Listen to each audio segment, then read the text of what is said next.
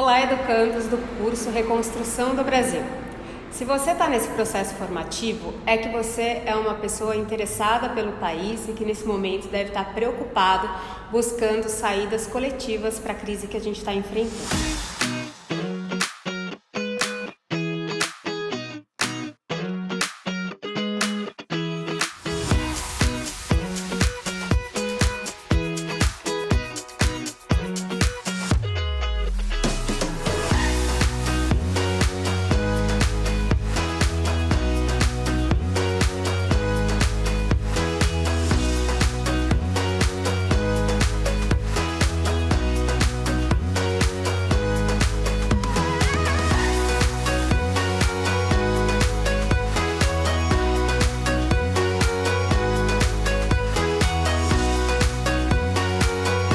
Eu sou Olivia Carolino, do Instituto Tricontinental de Pesquisa Social, e esse curso, Reconstrução do Brasil, está sendo promovido pela Escola Nacional Paulo Freire, o Instituto Tricontinental de Pesquisa Social, o Projeto Brasil Popular e o Movimento Brasil Popular.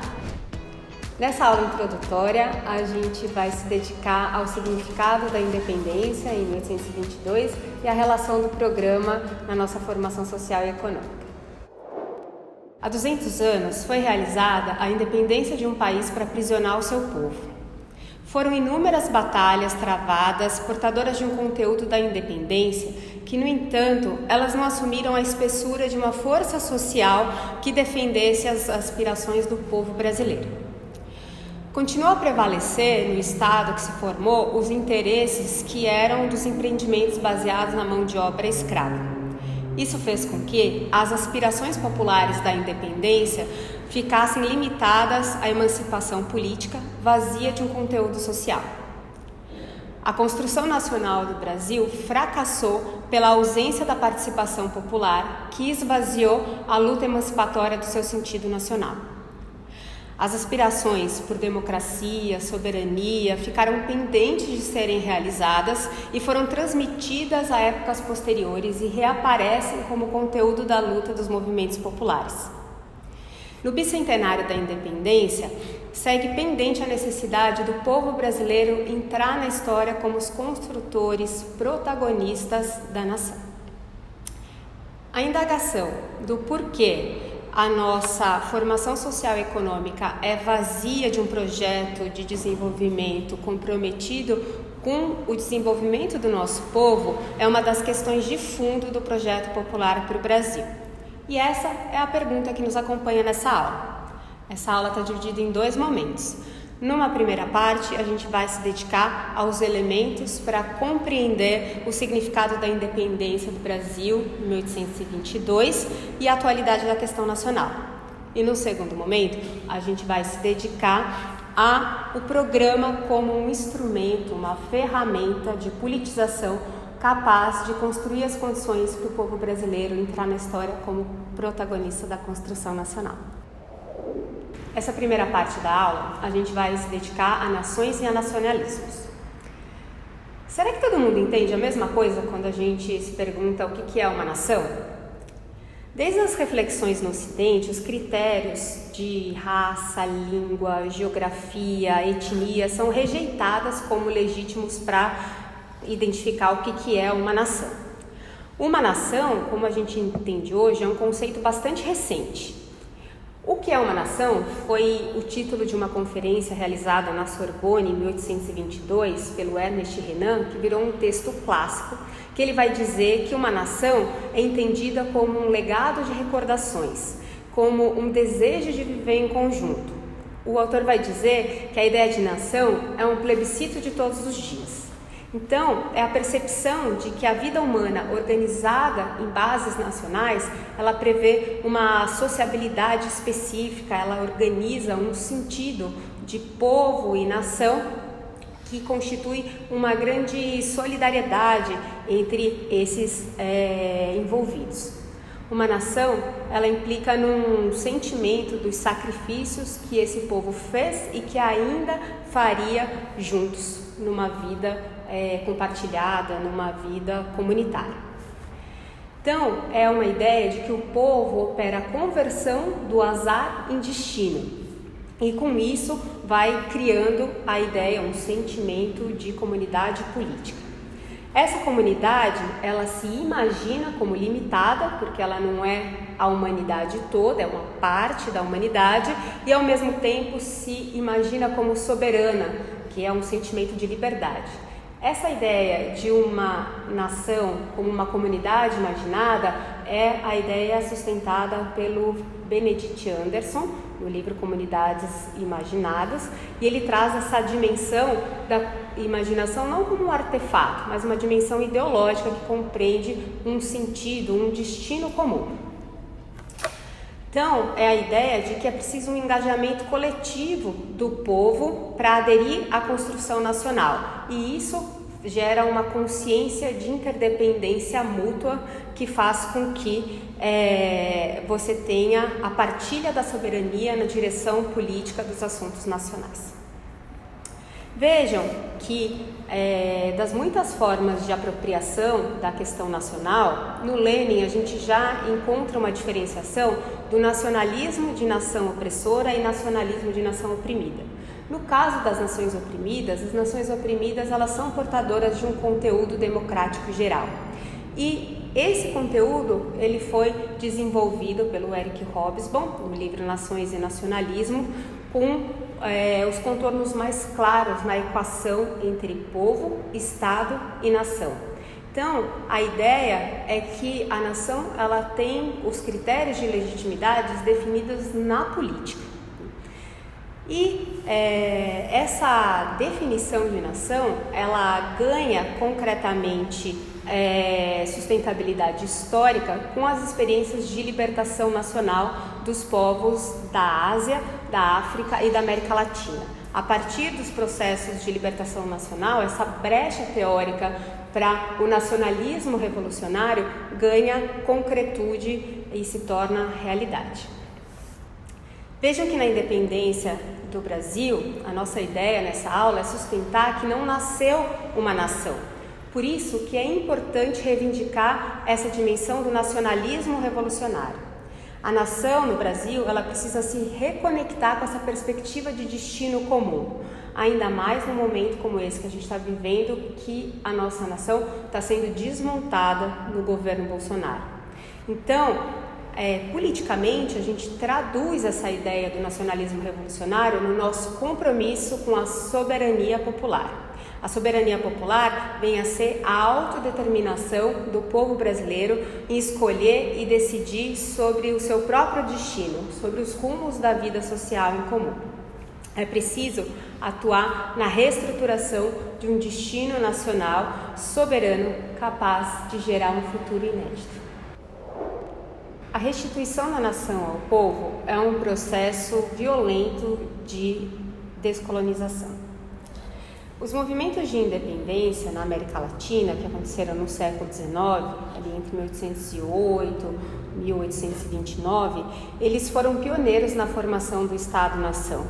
Ou seja, muito antes da Europa conceber essa ideia de nacionalidade, de Estado-nação, aqui na América Latina se formaram esses Estados nacionais nos processos de independência. Mas a impossibilidade de se imaginar essa perspectiva de comunidades imaginadas se deu exatamente porque a violência obstruiu a possibilidade de se imaginar enquanto uma comunidade. Essa violência está ligada ao conflito social básico entre o colonizador e o colonizado. A gente tem ali no processo de expansão mercantil, as sociedades originais, os povos que foram colonizados, foram lançados à condição de sociedades rejeitadas ou condição de sociedades que foram subjugadas. Ou seja, o conflito gerou um modo social básico nas colônias que tem como protagonista a violência. Isso imprimiu uma característica de como se dá a exploração nessas sociedades coloniais. A exploração de um homem por outro, de uma particularidade da humanidade por outra, que é uma exploração de modo brutal. Isso vou chamar aqui de uma prática de dureza interna que marca as relações sociais até hoje, né? Ou seja, os desdobramentos dessa contradição faz com que a marca de como a contradição, como a exploração vai se desenvolver no continente seja a violência. A violência é a força motriz de como se dá a exploração do homem pelo homem na sociedade de classes e como se dá a exploração brutal da natureza, a espoliação, a rapinagem. Veja que a violência, ela faz com que, nessa perspectiva, você tenha um tipo de contradição que vai ser identificada pelo Frantz Fanon, nos Condenados da Terra, com a ideia de que essa ideia de que a restituição da nação do povo sempre será um processo violento de descolonização, né? Porque é a violência da colonização, e aqui a gente tem a ideia de que uma espécie de homens por uma outra espécie de homens são substituídos no processo de colonização, e nesse sentido, nas palavras do Fanon, o colonizado descobre o real e o transforma no movimento de sua praxis, no exercício da violência no seu projeto de libertação. Então, a gente está dizendo aqui, qualificando uma violência que é distinta, inclusive, da violência da sociedade de classes no geral, que separa os trabalhadores dos meios de produzir e de realizar trabalho. E aqui a gente qualifica essa violência imprimida sobre os povos colonizados como uma violência que os transforma em aptos ao extermínio. E essa violência que a gente verifica hoje no extermínio dos nossos povos, seja pela fome, pelo vírus ou pelo desemprego, pela miséria, pela própria eliminação, né? Então, são povos aptos a serem eliminados, ao genocídio, a morrer. Isso que a gente verifica nas periferias das grandes cidades urbanas hoje, ela está concretamente ligada a essa análise de longa duração histórica sobre a necessidade do nosso povo lutar para existir. Então, essa é a ideia principal. A luta por existir, ela precede a luta nacional e a própria luta de classes, né? É uma luta pelo direito de existir enquanto povo. E a luta por ser alguém. E só alguém reconhecido como alguém pode aspirar a se organizar numa comunidade em bases nacionais com outros que têm esse reconhecimento também. Por isso, né, que a gente identifica a violência, né, que o povo precisa enfrentar para participar e se colocar na política como um sujeito. Essa dimensão do povo participar, se colocar na política como um sujeito, é a dimensão que a gente vai chamar do nosso compromisso com a democracia popular. Ou seja, a democracia popular, ela carrega essa necessidade do povo ter voz, ser um sujeito ativo. E esse momento de 2022 é um momento político na sociedade brasileira que a gente precisa reafirmar o compromisso com a democracia popular, que crie condição para esse povo silenciado por essa violência ter voz e ser protagonista da construção nacional. Se a gente está acompanhando esse método proposto nessa aula de reivindicar as aspirações de longa duração histórica do povo brasileiro se constituir enquanto tal, nesse momento a gente vai se dedicar às tarefas não realizadas no processo de independência, que foram transmitidas e reaparecem em momentos posteriores da história do Brasil como conteúdo de movimentos nacionalistas. Então a ideia é que, ao esvaziar a luta emancipatória do seu sentido nacional, esse sentido vai reaparecendo na história e, no primeiro momento, ele foi assumido pelas camadas médias urbanas.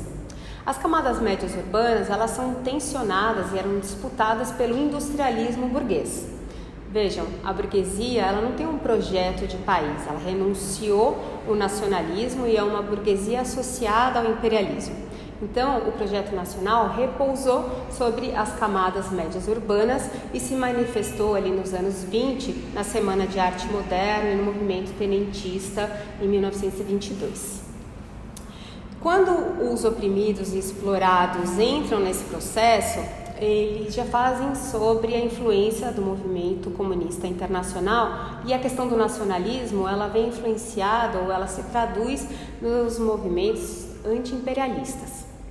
Vejam que ali nas primeiras décadas do século XX, o fato do nacionalismo burguês ser um falso nacionalismo, isso não impediu o movimento operário ser um movimento real, pungente, que fez fissuras na ordem pós-colonial, naquela passagem da sociedade colonial para uma sociedade nacional. E quando a gente analisa o movimento operário nessa sua constituição, se a gente ficar preso ao esquema burguesia e proletariado, a gente vai ter limites em captar a formação da classe trabalhadora no Brasil, exatamente porque a gente não tem ferramentas para compreender fenômenos como Canudos, como 2 de Julho, como Contestado, Caifazes, Cangaço. Então vejam, a ideia é que um esquema mecânico do marxismo faz com que a gente tenha limites para compreender a formação da classe operária no Brasil e a sua relação com o nacionalismo. Por isso que o que a gente chama de projeto popular para o Brasil, ele é compreendido nos marcos de um pensamento crítico, de um marxismo criativo, que vai fazer com que a gente reivindique essas aspirações de longa duração histórica e a necessidade do povo brasileiro desenvolver o seu real potencial. Então, o conteúdo programático do projeto popular, ele vai traduzir a dinâmica da luta de classes no Brasil. Cada vez que o povo entra na história como protagonista do processo, se coloca a disputa de projetos. Isso aconteceu nos anos 20 e 30, como a gente exemplificou, mas também aconteceu nos anos 60 e nos anos 80, em que a força social organizada nos movimentos operários, nos movimentos camponeses, movimentos de mulheres, elas foram traduzidas em propostas concretas, num conteúdo programático com força social sustentando essas propostas.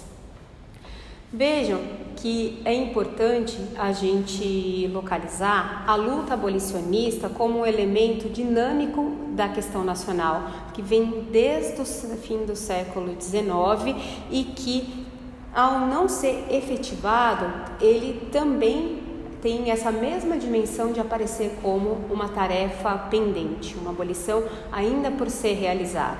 Então, se funde a ideia da questão racial com a questão nacional, assim como se funde a ideia da questão social com a questão nacional. Esses imbricamentos sustentam um compromisso com o desenvolvimento nacional soberano e o nosso compromisso com a ideia de sustentabilidade.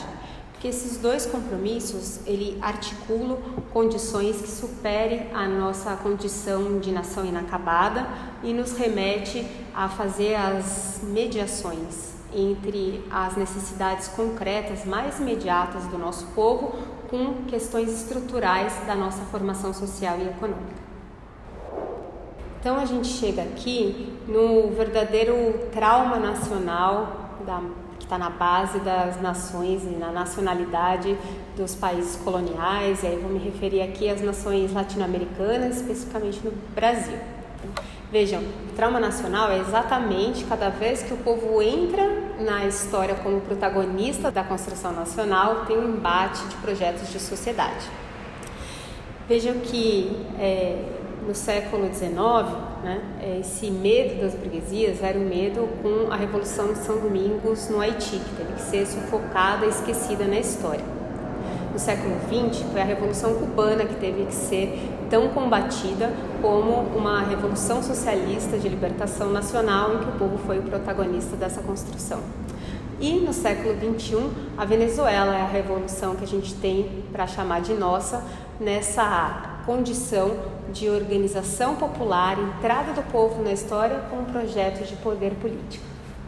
Vejam que se a gente diz que em Cuba ficou demonstrada que a regularidade da revolução na América Latina. A revolução que amadurece é necessariamente a revolução socialista, né? A gente pode dizer que na Venezuela ficou demonstrado no século XXI que é possível construir um governo democrático popular pela via eleitoral combinado com lutas de massas. Esses são legados que vão sendo captados na história, no leito latino-americano revolucionário e sustentam a nossa estratégia, e é exatamente na estratégia de disputa de poder na sociedade que se compreende o tema do programa, o tema do projeto político de país. Então, a grande afirmação dessa primeira parte da aula é que projeto de país é um tema popular. A burguesia renunciou ao projeto de país e à nossa nacionalidade, e a gente reivindica, então, uma nacionalidade revolucionária.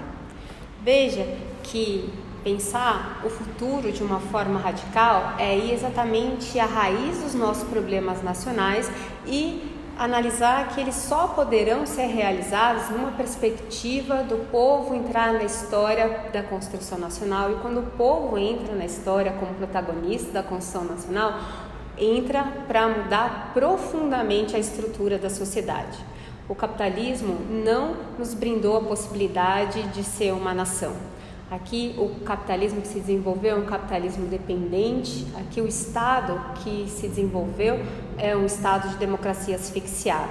Portanto, a superação desse processo é necessariamente um processo de transição socialista que se articula a uma luta de libertação nacional com uma dimensão anti-imperialista. Por parte da burguesia, da classe dominante, a ideia nossa de nação sempre foi uma ideia de uma nação deformada, né? É isso, é uma ideia de que o nosso povo não tem como se desenvolver, que a ideia de que a gente é um país pobre, um país sem possibilidade de desenvolver, então tem que estar sempre atrelado ao projeto de outros países, né? Olha muito mais para os Estados Unidos do que para a nossa história. Então, a pergunta que a gente faz aqui, quando a gente discute projeto de país, é quem é o povo brasileiro? Como que o povo brasileiro vai se desenvolver? A partir de que bases materiais, a partir de que sentimentos, a partir de que desejos de destino comum? Então, a ideia da base da nossa nacionalidade é exatamente a gente reivindicar a história de luta do nosso povo, é a gente trabalhar com o resgate da autoestima do povo brasileiro e pensar os nossos processos com cabeça própria. E é nesse sentido que a gente olha para os sujeitos das transformações sociais no Brasil, entendendo o papel do feminismo popular, da igualdade étnico-racial e da solidariedade. É olhando para quem é concretamente a classe trabalhadora no Brasil, sujeitos das transformações sociais, e ver que quando esses sujeitos, as mulheres, as juventudes, negros e negras, índios, se colocam em movimento na construção de um destino comum, a gente tem as bases concretas do projeto popular para o Brasil. O objetivo dessa aula introdutória, então, não é ser uma aula de história do Brasil, mas uma aula da gente criar um método comum, da gente olhar para o nosso processo de construção nacional e de formação do povo brasileiro, para entender como que se insere nesse processo a ideia do programa. O programa, ele está relacionado com as aspirações do nosso povo se desenvolver enquanto tal. Então, a ideia é de que o programa ele é parte da estratégia revolucionária e ele traz uma dimensão que a revolução tem que conhecer profundamente o seu povo. Os revolucionários têm que conhecer profundamente o seu povo. A revolução não é algo abstrato. A gente fala de revolução cubana, de revolução russa, né? Então, a revolução brasileira, a gente pensar a revolução no Brasil é a partir de um profundo conhecimento do seu povo, né, sobre os anseios, as crenças do povo brasileiro. É preciso a gente conhecer as esquisitices do nosso povo, entender o que o nosso povo acredita, pelo que ele se move.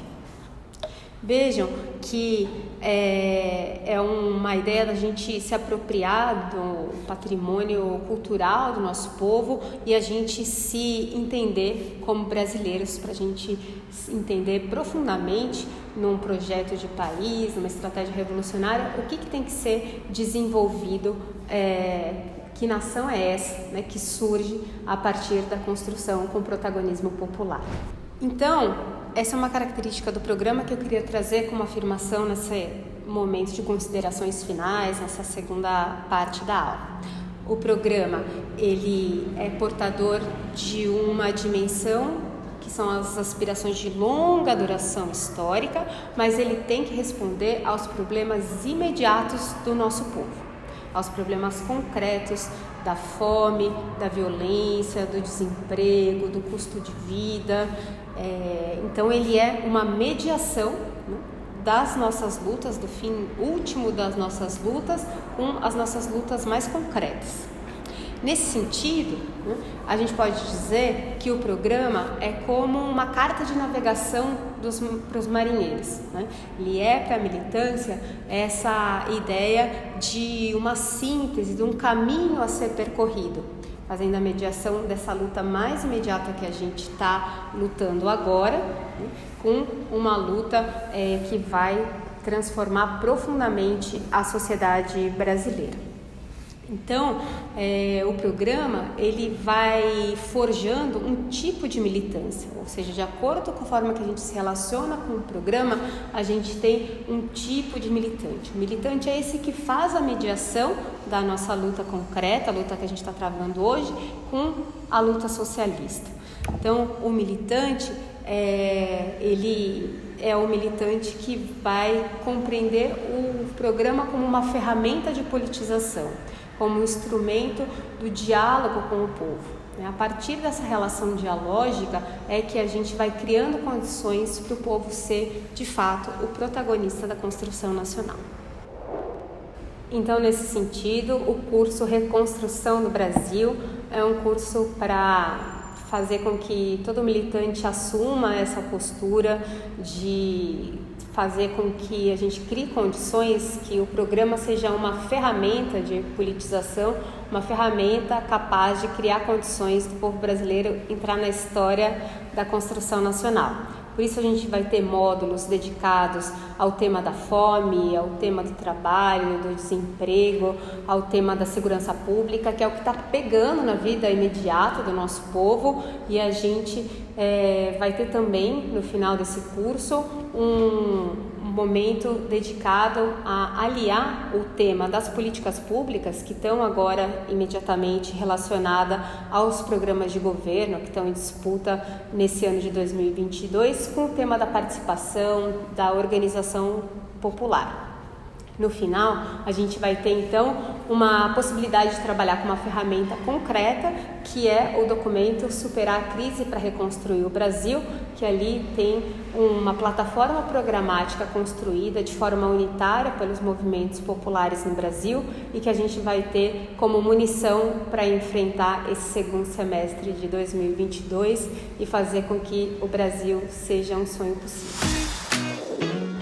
Então, o convite que a gente faz para tu assumir teu compromisso com o Brasil é seguir a gente nas redes da Escola Nacional Paulo Freire, do Instituto Tricontinental de Pesquisa Social e do Projeto Brasil e fazer esse curso se sentindo mais um construtor desse país que ainda está para nascer.